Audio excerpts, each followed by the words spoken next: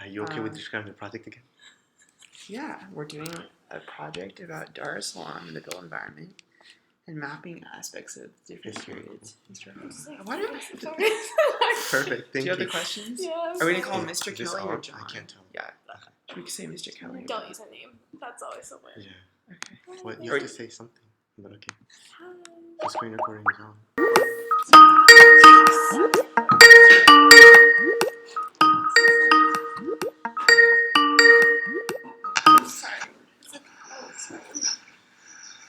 Hello. Hi guys. Good morning. How are you doing? It's morning for me, but I don't think it's morning for you. Yeah. Is it? So is that right? Again, thank you so much for taking time out of your day, and we understand that you have a busy schedule, so we just have a couple quick questions we want to ask you. Okay. And really quickly, so just to describe the project again, well, first of all, introduce ourselves. I'm Alexander. I'm Okay, I Israel. got that, yeah. I'm Justine. And we're students from the Claremont Colleges in Los Angeles. And we're doing a digital humanities project looking at how the built environment of Dar es Salaam has changed from the colonial period and then to the socialism period, and then after sort of post-socialism contemporary period. And then we're using GIS to kind of map those changes. So, Right. yeah. I have a fun feeling you guys probably know more about that than I do, but if you've been studying it. So why did you select? Yeah, I mean, we were looking at different sort of major kind of African cities, and we felt like there was a lot of information maybe already on like Nairobi, or Lagos, Nigeria, and then in Ethiopia. Addis Ababa. Yeah. So we just felt like Dar es Salaam, there was enough information there to really kind of create a cool project, but there wasn't a lot already done like on it necessarily in the digital humanities realm. So that's kind of why we decided to do it. So you've none of you have any connections with Dar es Salaam or haven't been here, no? No. We do not have any personal Have connections. any of you been to Africa before? Yes, I studied abroad in Libya and Morocco, but different. Yeah. And I'm And Morocco. Ethiopian. They're all very different from Dar es Salaam. So he's talked a lot about it, but I have not personally been. Okay, Yeah. good. So we're in damp at the moment, so I don't know how much you know about the weather here, but not March, April, May run about then we get kind of a couple of months of heavy rain, so that's what we're in just now. And when it rains here, it really rains. It's like not like rain that you're used to. It's full on tropical storms and everywhere. Can you hear me okay? Yes, we perfect. can. Thank you. Everywhere floods, so that's where we all kind of drive to work in the morning through floods and that type of stuff. Okay, so it's nice to talk to you all. So why don't you guys just? Maybe one final question before we go on to your agenda. I mean, how did you find my firm? Did you just do an internet search or something? Yeah, so part of the sort of contemporary aspect of the project is like looking at either architecture firms, architects, or nonprofits. We found a nonprofit called DARCH, which is working on like historical preservation of buildings. Yes. So looking at just like reaching out to those groups and people just to get and we wanted to get as many components as possible. So obviously we do have the preservation component, but we'd really like to examine the more modern contemporary buildings that are going up in the city as well, and kind of putting all of those together and getting a full picture. Okay, good. Yeah. Right. Can I also? So you guys working on a project together? It's all one. Yeah, it's a group project. And that leads to what? I mean, in terms of doing an analysis of the city, is it all a written report, or are you doing some analysis in terms of mapping and that type of stuff? It's gonna have we're putting stuff on a Esri GIS map, and then taking that map and putting it into like a Weebly webpage that's for our class. There's like 4 different projects that are going on about different things. Okay.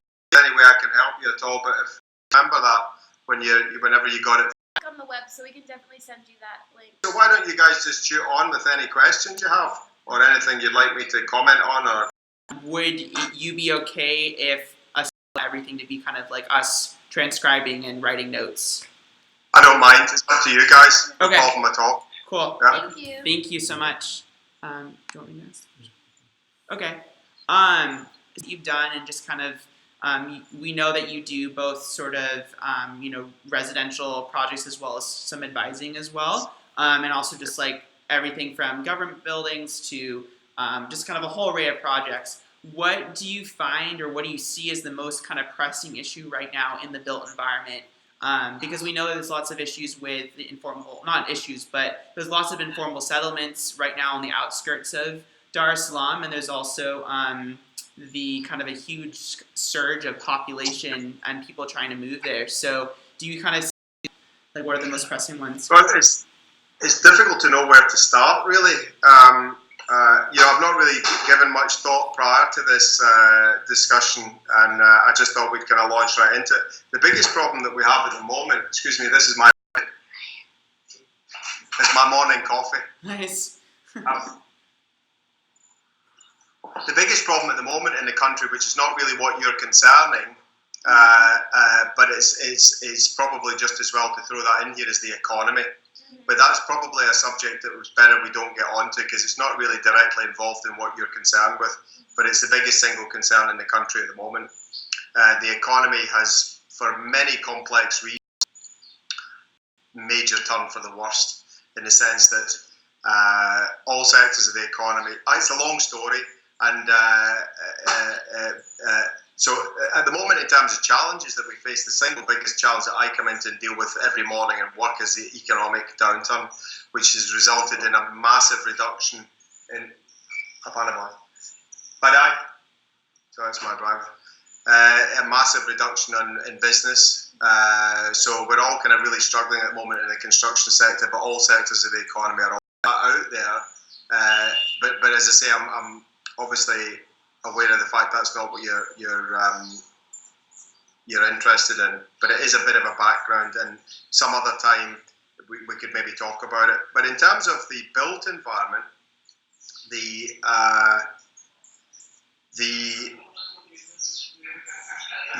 I suppose the first thing to mention is lack of planning regulations or planning guidance at all. It is, and that's one of the reasons why the city has kind of developed in the way that it has, in the sense that much of it is unregulated and unplanned. And it gets even more complicated than that, because when it's in this environment, when it is regulated, it's often done in a little bit of a cat-handed way. So what you tend to get is little snippets of the city. For example, where I'm sat just now is on what we call the Masasani Peninsula, or Masaki area. It's a kind of prime residential area, and our office is just a house, really, in that. The municipality published a planning guidance map, which in this area defined what you could build in terms of land use, building height, I think land use, so it defined land use, building height. Yeah, I think that was about it. But it was quite a big issue for now. Just beginning of this month, I just passed my 25th anniversary, and here in Dar es Salaam. And for years, there really wasn't much in what you can build in any given site. So, for example, let's take a hypothetical client comes to us and says, "John, I've got this site. Can you advise us what you can build?" Up until relatively recently, and even still to some extent today, what you have to kind of do, because there's no published, like in other countries, there's not published guidance, other than, as I was saying, with that single map which was published for Masaki. I mean, do you guys want me to show you some of this stuff, or do you want to just talk? But I could send it to you. Maybe there might be some things that I could follow on and give you an idea. But the beauty of this map was, it was the first time that I'd worked in Dar es Salaam, or Tanzania, but let's focus on Dar es Salaam, where we actually had a map which was issued by the authorities that told us what we could build in certain areas. So that helped. Meaning that if I have a client that wanted to do, let's say, an apartment development on the peninsula here, I could say to them, there's the map, it's published, it's official, it's transparent, so this is what you can build. Now, that obviously meant that, just in terms of the basics of planning regulations, it meant that it was the first time that I could see that there was some kind of consistent thinking about what you could put where. I mean, where this is predominantly, it's a residential area. So, but there are other things, and if I have two maps, one which the issue here in terms of residential developments where people want to overdevelop and land use, and dotted about there on this map, they showed existing facilities, institutional facilities, like there's one or two schools here, some government buildings, some commercial buildings. So that was a kind of breath of fresh air when it was first published, and I can't remember exactly when it was, but let's say it was about 7-8 years ago, something like that. And it was a big hoo-ha about it, because in the lead up to that, they also stopped all development on what we call the peninsula here. So it meant they said, until we issue these developments, we're not issuing any building permits, which is the document you require here to do any building in Tanzania. So we kind of all waited around, they issued it, and then for once there was guidance which told us what you can build here. And it wasn't bad, it was reasonably well thought out. So for example, the peninsula here is quite unusual on the East African coast, because you've got a west side of it facing west and an east side facing east, north, and so on, all facing onto the Indian Ocean. So the general principles of the plan were that everything close to the sea should be low rise. So in other words, all residential plots around the outside can be maximum of 2 stories. And as you get into the middle spine, if we call it, of the peninsula, you can build up to a maximum of 6 stories. So you can see that they've given some thought into what the maximum development on the peninsula would be. And the theory being, in a simplistic sense, was to allow air movement from the sea and around, and fresh air to pass over. They wanted lower buildings on the outside and higher buildings in the middle. So that was a kind of that was a big assistance until, and generally speaking, it was observed, not completely, which is a disappointment to me in the sense that there's a lot of corruption in Tanzania, as you may or may not know. So basically, the old traditional way before this planning map was issued, people would go to the municipal officials, bribed. Then when this was issued for the peninsula, that kind of curtailed that for a while, until you start seeing buildings going up. There's one just round the corner from me here, which is, and the maximum allowable building height for buildings in the peninsula is 6 stories. So that's, maybe we don't want to get caught up in the planning stuff, but that is one of the issues. There's never been a consistent and properly thought out city plan. There's always talk of it. Always talk. I met some guys from Rome that were supposed to be here doing a project. There was, always seems to be, there's always outside consultants coming here to assist and advise the government in terms of planning.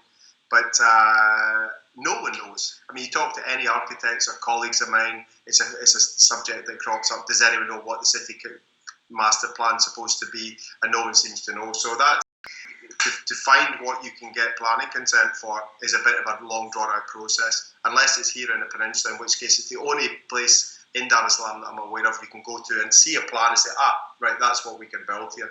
And it makes sense because you can see that someone has taken the time to define what you can build and to what scale. In the past, what we used to do, it used to be quite funny, we'd go down to the municipal council. Every time I had a site, we'd go there and there would be a little office there, and there was a guy who had sellotape to the wall, and that's where you used to go and find what you could do. But you wouldn't believe me if you could have been flying a wall to go and see that, because it had felt tip pen on it, and people had written, I don't know who used to write on it, and you used to go there, and that was literally the plan that would tell you what you could build. So it wasn't, and I was safe to say, to summarise it, it wasn't thought through at all. I'm not convinced that it has really come much beyond that, apart from hot air and talk. So that's what happens, and I'm sure it's common with a lot of other African cities as well, where a proper you get this kind of almost organic kind of growth, which from an architectural, if you step out of it, is normally quite interesting as an exercise to see how things grow. It doesn't always make for the best build. You have a consistent planning strategy. Sometimes planning strategies don't work either. Let's not forget that. So Dar es Salaam is what happens when you largely let things go the way they go to some extent. And it's also, as I say, which shouldn't be, and you must be aware of this, it's also the issue that I mentioned about corruption is a factor. It's not a big factor or the most important factor, but it is a factor. When you've got developers or people with money that want to build things can go and pay off officials and do what they want. And that's still the case, even as I say, to bring it full circle back to the plan that I was talking about for Masaki. That's still the case here. People can just go in immensely for years for at least one plan for one bit of Dar es Salaam that shows, this is what you could do and it defines what you can do, and yet people can still go and overdevelop sites. So that's one. What else do we have? What was the question again? I need to bring it back to what the actual question was. Yeah, just kind of like the most pressing general, but like definitely. The other one to throw in there would be infrastructure is a major issue here. With a lot of African countries, and what I mean by infrastructure is all of this. So power is a problem here, water supply is a problem, sewage is a problem. So when you're building anywhere, and roads. Sorry, if we're on to infrastructure, roads generally speaking are a problem. I mean, to bring it back to what I was saying about this being the rains and heavy rains and flooding, the roads break up. So it gets a little bit different. So those are. So what would it? I mean, clear planning restrictions, infrastructure, and I suppose to bring it back to the point I mentioned earlier, what would be a factor as well now is lack of funds or developers. Look back in 4 or 5 years now at the period that we're in just now, and I say I'm trying very hard not to get onto that issue because it's a whole subject on its own, the economic woes of this country. And the political reasons why they have come about since the last election. It's too big a subject to get onto, but it's a challenge now, and that also over-regulation actually is an issue in terms of when I kind of touches on what we're talking about or in a funny way kind of cuts across what I was saying about planning regulations. Virtually every other part of constructing a building here in Dar es Salaam now is over-regulated in a clumsy way. So, for example, things like environmental impact studies, which didn't exist when I came here at first. And I'm not sure what it's like in the States, but in the UK, where I'm from, generally speaking, if you're getting an environmental impact assessment or study on a new building that's being proposed, it's normally or it might be a major development where the environmentalists want to make sure it's not going to have an adverse effect on the environment, on just about any project, and it's an unbelievably frustrating process. It takes a long time. The government institution that's in charge of overseeing these is grossly overworked. It's an expensive process, and it, in my view, generally speaking, doesn't lead to any positive, beneficial environmental measures. Generally speaking, in my view, it's just a hindrance, really. And there's other. So at the moment, the environment we're in is one where there is a culture of over-regulation within government. Ironically, that doesn't flow into proper plan. When we talk about regulation, it doesn't provide us with a decent planning map of Dar es Salaam. But whether it's the fire officer requiring a fire report, the environmental guys, and a whole host of different people that come knocking on your door saying you have to pay this registration fee down a little bit. Dar es Salaam at the moment, it's kind of almost gone full circle from when I came to here at first in 1993. We had then and have now an office in London. It was then the same office, but we're now just a kind of sister organisation. And I used to joke with my partner in London, who's called Ian Patty, that trying to work in London, most architects are really weighed down by regulations and restrictions. You imagine trying to build anything in London, it can easily often take 2 years to get planning consent. So that's a big. And I used to joke about the fact that when I came here, we just basically build stuff. We draw it and we put in our planning or building permit, we get the approval and we build it. So we weren't kind of weighed down on, we weren't weighed down on those kind of regulations in the way that, for example, you would if you're doing an important project in London. The amount of, and I've done this when I worked in London, not just. It takes many months, if not years, of negotiations to get a planning consent for something. Public meetings, I've had to stand up in halls and talk to all the local building permit, which is where you have your drawings are subjected to building regulations. I'm sure there's something equivalent in the States. So you've got two aspects of a planning consent. One is the planning, things like what does the building look like? Is it in keeping with the local environment? What's the scale of the development? Those are planning issues. The building, what we call in the UK building control, is does it meet the regulations? Is it safe? Are staircases the right way? Is there enough fire escapes and all those type of stuff? And lots of other stuff in the UK. But anyway, when I came in at first, there wasn't really any of that.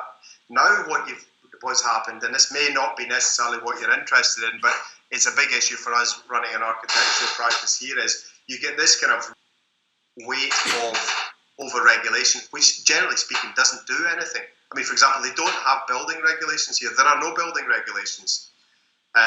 When it comes to planning consent,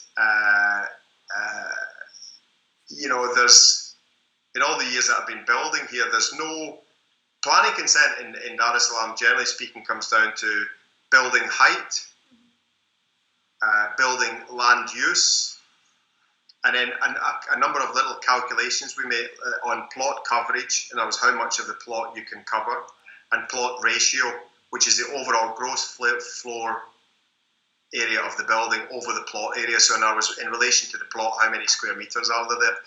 That's all that the planners are interested in here, in the sense that they're not actually interested in what buildings look like. You never have, for example, like you would if we can compare it to the UK, where you will say, if this is in a Georgian area, is the building in keeping with this area, and is it complemented, and is it a suitable building for this in Dar es Salaam, which is one of the reasons why the planners are only interested in how big the building is, what the land, are you allowed to put an office here or a house here and so on, and what's the scale of the development.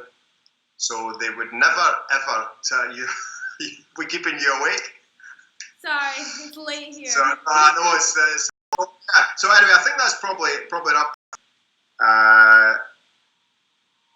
I mean, a lot of the time, in terms of if it relates to what you're saying as a question, is a lot of the time that we struggle with as architects here is the skills and abilities and professionalism of the contractors that we work with. Can sometimes be a challenge. I mean, not in a bad way. It's just something, when you're working with the skill sets of the positive part of the job, but it also has an impact on what you can do. Imported materials is another one thing I would say as a challenge, because Tanzania doesn't have much of an industrial base in terms of manufacturing. Hardly any, in fact, almost none of the materials that we use in buildings are actually made here. So that's an issue that you have to. You become an architect if you do a building, and before you start the building, some says, hey, I tell you what, Alexander, you're going to do this building, but you're going to have to do it with no materials from America. Let's do it as a little exercise. So you have to get everything from outside the country. Yeah. And that's basically what we do on every project. Every project, apart from hardwood or timber, cement is available here. That's it. That would be about it. So all the tiles, all the roof covering, all the door handles, all the sanitary ware, all the plasterboard, all the ceilings, everything is imported. Wow. Which we're kind of just used to. I wouldn't say that's necessarily a challenge compared to some of the other issues, because that's the only way I've known it in Dar es Salaam. It's always been the way since the first project I did here. So it just means that the lead up time for projects is, you normally get a 2-3 month period where when we've specified everything and we have a contractor who we've signed a contract with, he will start mobilising on site, he'll start groundworks and so on. And if you get all your ducks in a row, by the time those materials are needed, you've got this kind of 3-month period before imported materials arrive, and then if you get those sequentially right, then the building can go smoothly. But it is something which leads to a lot of delays on construction projects. Where do those, like, the imported materials, are there certain countries that, like, you will most on the firm? Generally speaking, what you do is you tend to consolidate. So, in other words, if you get a construction project, I mean, if it's a sizable project, who knows how many different segments you would get or materials you would get? It would be a lot. So what you tend to do is you tend to sort of consolidate somehow, and the places that we get materials from would be either Europe or South Africa, or in some occasions China. Sometimes China. China, you have to be a little bit careful about, because there are major qualitative issues with Chinese products. And generally speaking, we don't specify stuff that comes from China. But Europe a lot, for hardly ever the States. I don't know why, but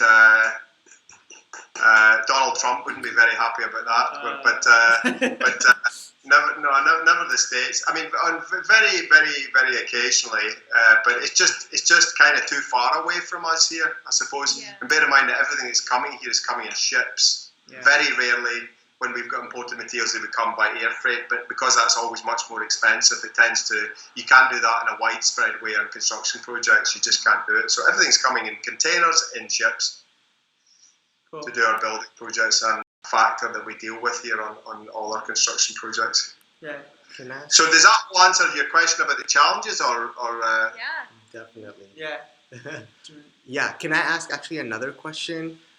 You mentioned that you worked there for over 2 decades now. Could you maybe mention some of the major transformations, maybe in the skyline or even like in neighborhoods that you've noticed in Dar es Salaam? And what do you envision it, like in the next 10 years, where do you envision Dar es Salaam going? And as an architect, like as you're tackling new projects and issues, what do you feel like is Dar es Salaam's character, and how do you fit all your buildings or whatever else you plan in that character that already exists in the city?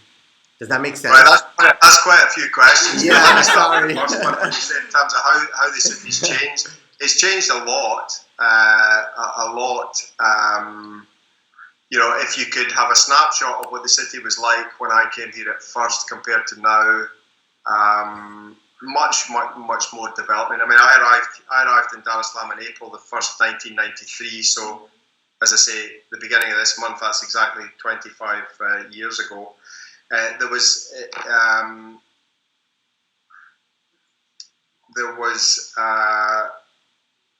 first of all, much less high-rise development. There was almost no high-rise development in the city then. There were a few buildings, notable buildings, that would be 8-9 stories, but I mean only a few. So you imagine a city where there's a few. There was one residential block, I remember. There were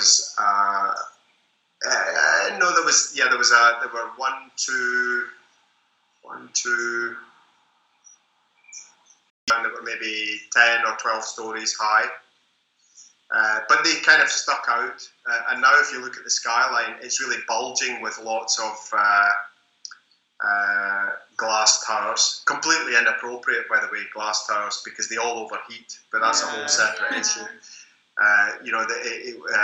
So in terms of office development, lots of offices. Yeah, a lot of development generally. I mean, really what happened was, just to look at a kind of overview on it, when I arrived here, the process was already underway of Tanzania coming out of a quasi-socialist communist setup that it had under Nyerere. So I came here at the tail end of President Mwinyi, who was the second president, really just because he left in 1995. But there was already a process underway, although in my view just underway. When I came here at first, and maybe it will illustrate it by telling you why I came here, it was our London office was establishing a bank, a UK bank called Standard Chartered Bank, which is a UK bank which specialises in Africa and Asia. And they were the first bank in the country first private bank to get a banking licence. So you imagine when I came here in 1995, every single bank and most of them were all government owned. So imagine in a country where every bank is owned by the government.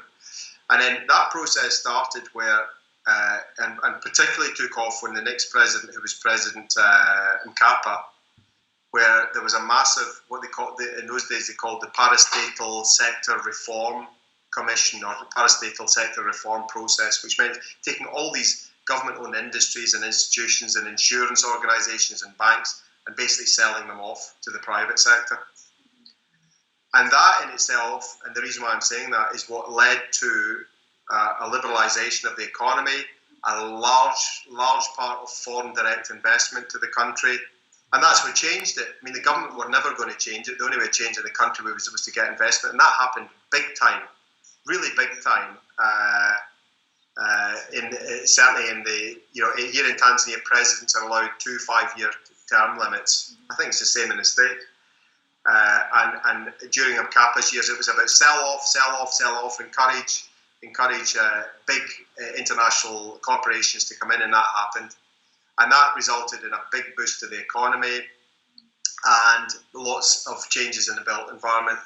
So lots of offices in town, lots of residential development in the area that I'm in, most visibly in terms of quite large residential blocks. It also meant, because the economy was booming, it meant a big move for the Tanzanian population to Dar es Salaam. So it meant that the city, in terms of its population, was growing at a rapid pace, which meant new residential areas opening up all the time. And those would have been mostly, I would say, on the northern part of the city, but I suppose also to some extent in the west.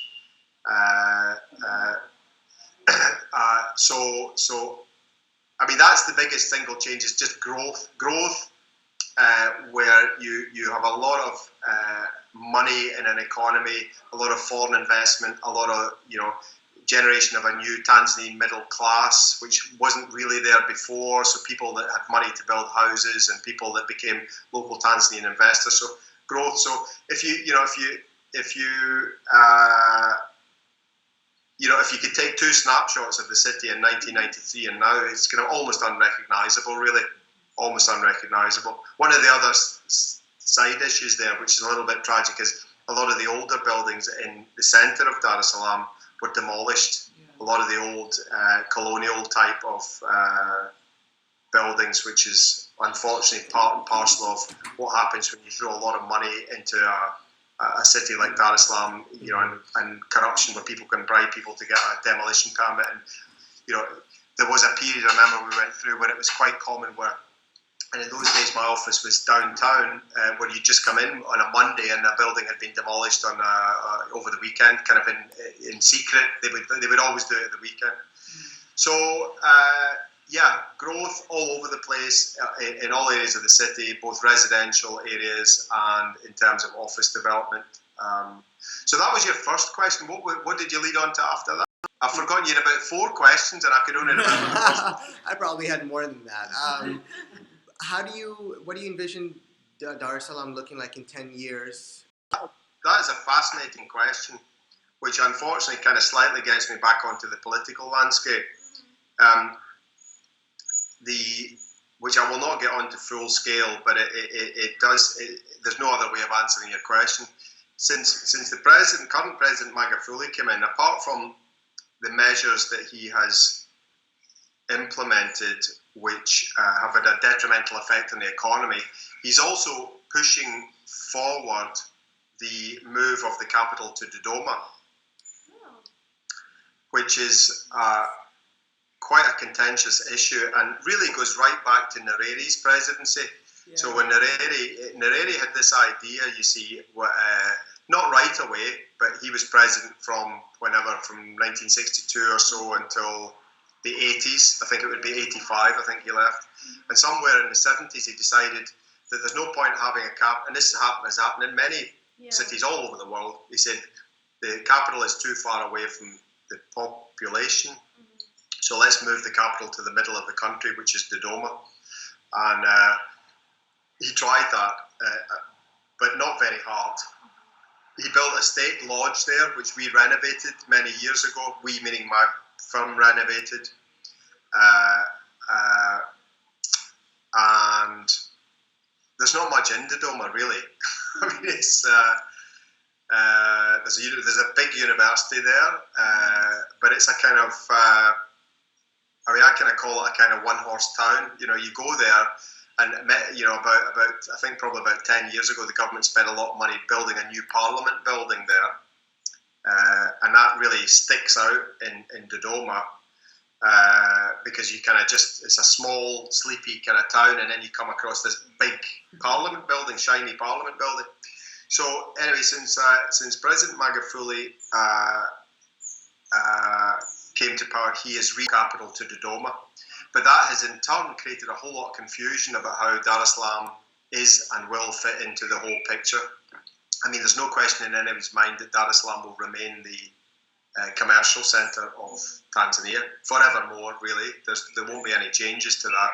But with the political move to Dodoma, at the moment, virtually all government officials in all government departments, which is a big deal here, are now all based in Dodoma. They don't have suitable accommodations, I'm told, and it's just all makeshift kind of stuff. But that is having a massive detrimental effect on the country as well, because it means, you know, most big corporations and organisations need to deal with government, and when the political thing is 7 or 8 hours drive away, it affects the smooth running of the country. So that's not a positive thing. In my view, the last thing the country needs at the moment is a move to Dodoma, which the country is in no way ready or able to finance in any shape or form, which is illustrated by the fact that, you know, as I say, you've got whole government departments which are sitting in university gymnasiums because they've no other space. Saying all this is the question is, which is one of the things we're all asking ourselves, is what impact will that have on Dar es Salaam? And nobody knows. I mean, for example, the government is talking about selling off all its government buildings in Dar. So that's one thing. There's many whole chunks of downtown Dar es Salaam is ministries, including one building that we renovated, which was the State House, which is where the president's home and offices are. That was the original British. I mean, you know, amongst the jokes that we all have is, you know, when the government sells off, you know, they're going to sell off the State House, which is a beautiful building. But there's talk, and the government openly says, when we finalise our move to Dodoma, we're going to offload all our buildings because we don't need to keep them, and they're just assets that will then not be used. So, you know, throw that into the mix, and you tell me what happens next, because I don't know, and there's no one here knows what the hell happens next. So at the moment, most of the impacts in fact, as we speak right now, virtually all of the things that are impacting on the development of this city are negative. So one of the things that is impacting on it is the slowdown in the economy. Slowdown in the economy allied with over-regulation, which means developers wanting to do new development here. You'd have to really want to do it. You would have to really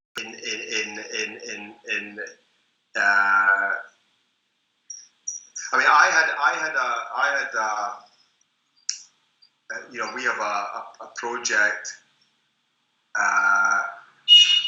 a new school for the French organisation, and they received a letter from the government the other day, basically hand-delivered by a government official to site, and to summarise the letter, it basically the government's revenue collector, basically asking them to justify where they're from. And another friend of mine who's a builder sent me a letter so at the moment, allied to this over-regulation, you've got the government going around asking people to prove that they have the funds to do a development. This is tied in with our current president's anti-corruption drive, which is admirable in its own sense. detrimental effect on the economy. It's one of the things that's impacting on it. So at the moment, you've got economy and overregulation, which is already suppressing development of the city, and that's about developers building things and even people building houses. And then you throw into the mix, you've got the move to Dodoma, where people don't understand how that's going to impact on this enormous uncertainty. The only thing I could say for sure is that I think Dar es Salaam will continue to develop in an unregulated, in terms of planning, way, meaning people building stuff and the city developing in a kind of quasi-organic way. But at the moment, I don't, unless things change with the economic speed that it's grown over the last 20 years, I think if things continue in their current trajectory, there will be a slowdown of growth, which is kind of strange in a way because Tanzania's got so much potential as a country, and with Dar es Salaam being the commercial capital of the country, it should be continuing to grow. If you see growth as a positive thing, it should be continuing to grow.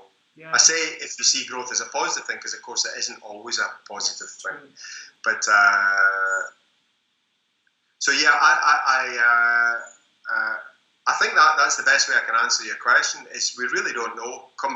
So the two things that I would expect to impact on the way the city grows is economic issues, completely and overriding economic issues. Big thing, because that is what has dictated the growth of the city up until now while I've been here. You throw money into a city, if it's a place where people can make money and they can come from Kigoma or Mwanza or Mtwara to here because that's where the money is, they will come, and that drives that growth, and they need places to live and they need schools for their kids to go to, and you put money in there, then at the very least it will dictate the speed that a city grows. It might not tell you how on its own in an unplanned city like that. Away, which is what's happened now, there's no liquidity in the economy just now, then de facto that has to, so that driver. And you can see even in the traffic in Dar es Salaam, traffic is one of the major issues, which I didn't actually mention, sorry, maybe I should have done, in terms of one of the negative things in Dar es Salaam was you throw so many people into a city, which downtown is actually pretty small here, eh? It's not a big city. It was never designed to be a city of 4, 5, 6 million people. So the traffic 3-4 years ago was just horrendous, absolutely horrendous. But because things have slowed down economically, that is kind of funny. The fact there's no money around, it means there's less cars, and it means you can get around the city a little bit easier.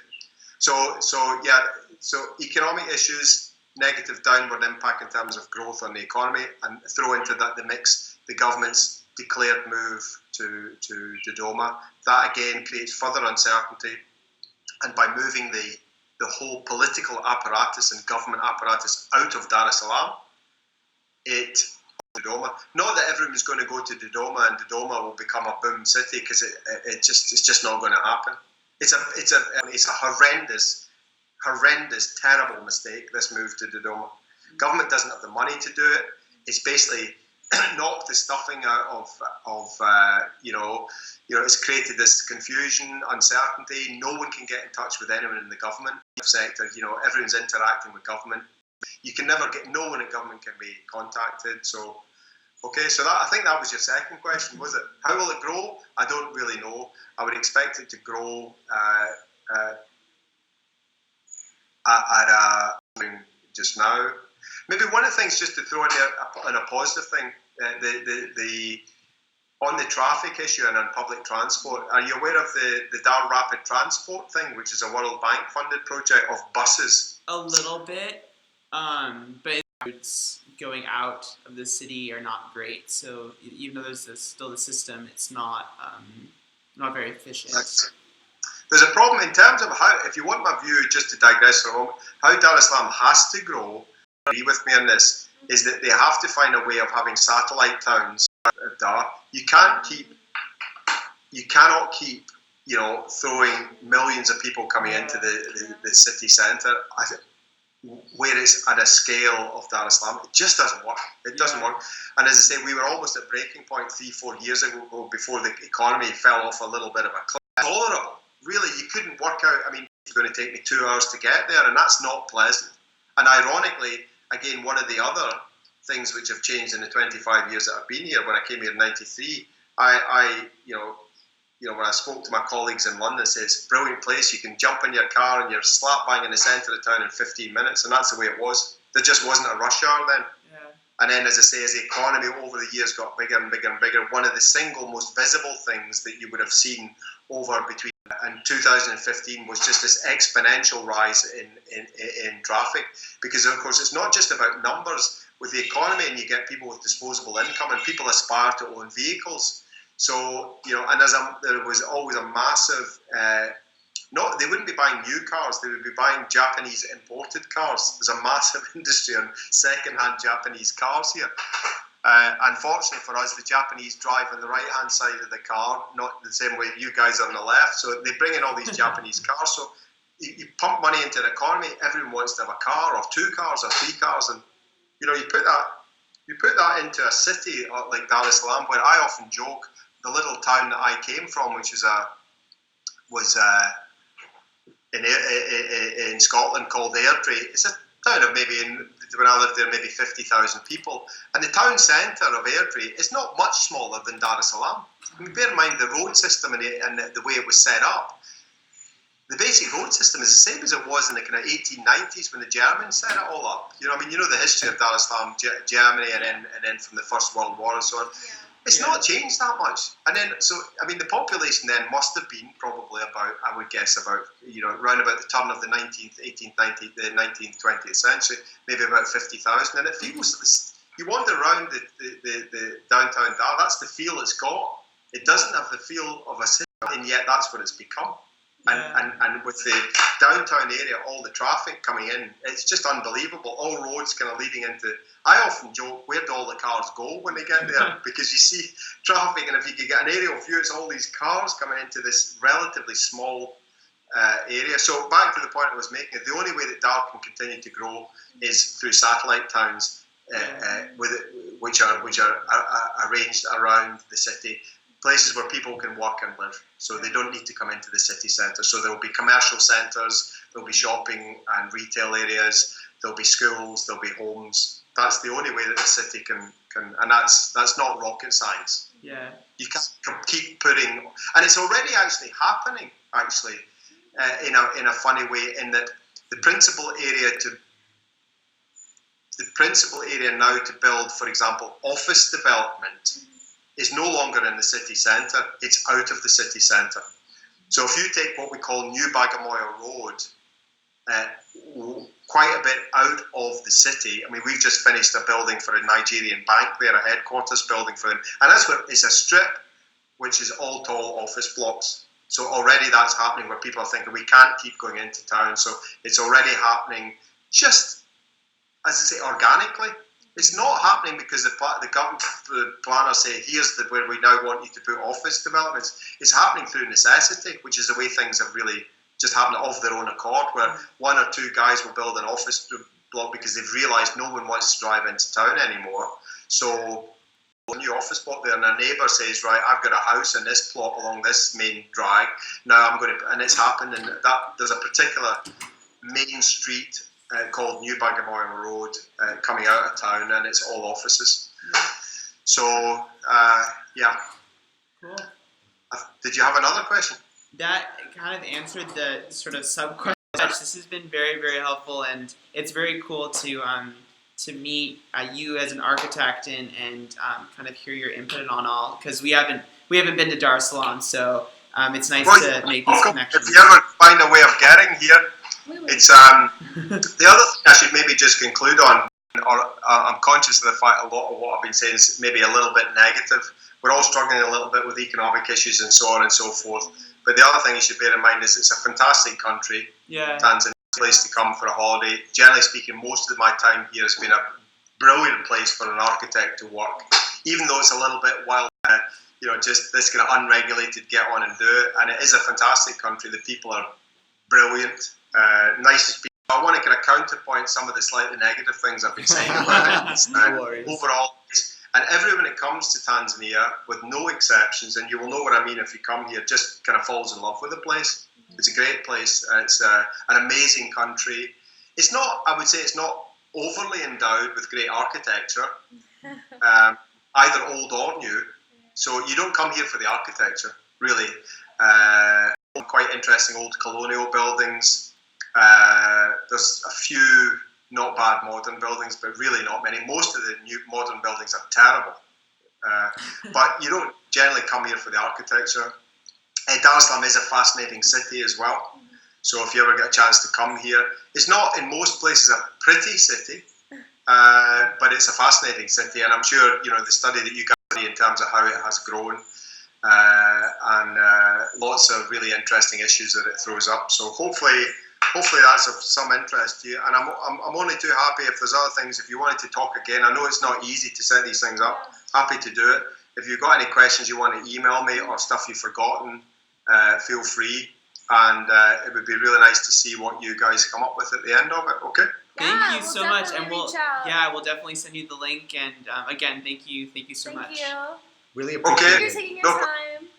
Have a You good guys day. better off to bed now. Bye, Okay. Tyler. Bye then. Thank you Have so a good much. day. Thank you. Bye. Bye.